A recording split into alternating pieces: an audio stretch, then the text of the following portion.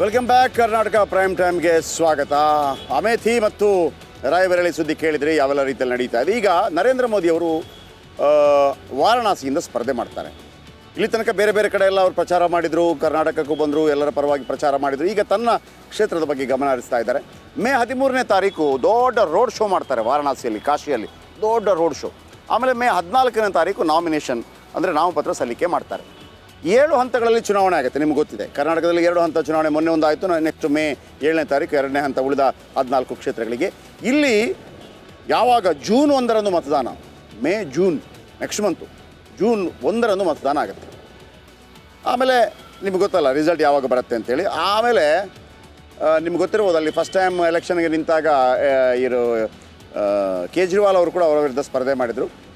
ಈ ಬಾರಿ ಅನೇಕ ಪಕ್ಷೇತರರು ಕೂಡ ರೆಡಿಯಾಗಿದ್ದಾರೆ. ಬನ್ನಿ ಅಲ್ಲಿ ಯಾರು ಕಳೆದ ಬಾರಿ ಹೇಗಿತ್ತು, ಎಷ್ಟು ಮತಗಳ ಅಂತರದಿಂದ ನರೇಂದ್ರ ಮೋದಿ ಗೆದ್ದಿದ್ರು ನೋಡಿ. ನರೇಂದ್ರ ಮೋದಿ 2019 ಚುನಾವಣೆಯಲ್ಲಿ 6,74,664 ಮತಗಳನ್ನು ಪಡೆದಿದ್ದರು.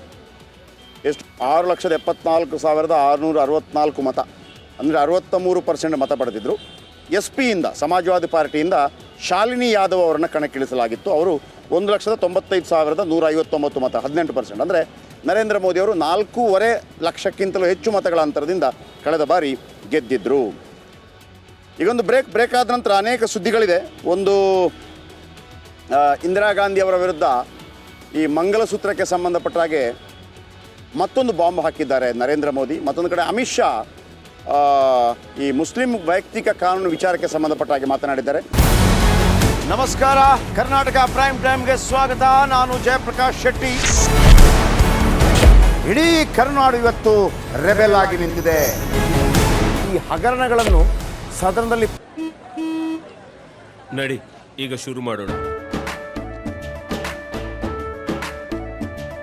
ಕೇಸರಿಯಿಂದ ಮನೋಲ್ಲಾಸ ಮನಸ್ಸು ಮತ್ತೇರಿ ಕುಣಿದಾಡಿದೆ ನೋಡು, ಮನಸ್ಸು ಮತ್ತೇರಿ ಕುಣಿದಾಡಿದೆ ನೋಡು. ಕ್ಷಣ ಕ್ಷಣವೂ ಆಚರಿಸಿ ಕೇಸರಿ ಹಬ್ಬ. ವಿಮಲ್ ಬಾಯಲ್ಲಿ ಹೇಳಿ ಕೇಸರಿ.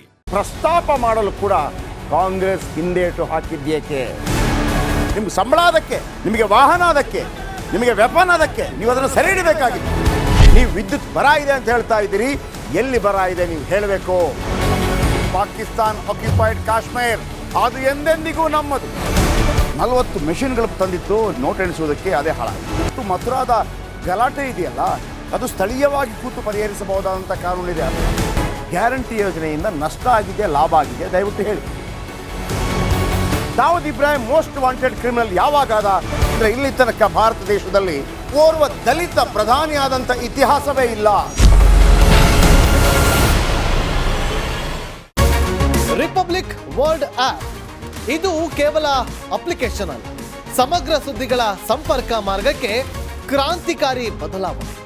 ರಿಪಬ್ಲಿಕ್ ವರ್ಲ್ಡ್ ಆಪ್ ಕೇವಲ ಸುದ್ದಿ ಅಪ್ಲಿಕೇಶನ್ ಅನ್ನ ಪರಿಚಯ ಮಾಡ್ತಾ ಇಲ್ಲ, ಬದಲಾಗಿ ಡಿಜಿಟಲ್ ಸುದ್ದಿ ಬಳಕೆಯ ಹೊಸ ಯುಗಕ್ಕೆ ನಾಂದಿ ಹಾಡ್ತಾ ಇದೆ. ಇದೊಂದು ಬ್ರೇಕಿಂಗ್ ನ್ಯೂಸ್, ಪ್ರಭಾವಶಾಲಿ ಕಾರ್ಯಕ್ರಮಗಳಿಗೆ ಗಟ್ಟಿಯಾದ ವೇದಿಕೆ. ರಿಪಬ್ಲಿಕ್ ವರ್ಲ್ಡ್ ಅಪ್ಲಿಕೇಶನ್ ಈಗ ಲೈವ್ ಆಗಿದೆ.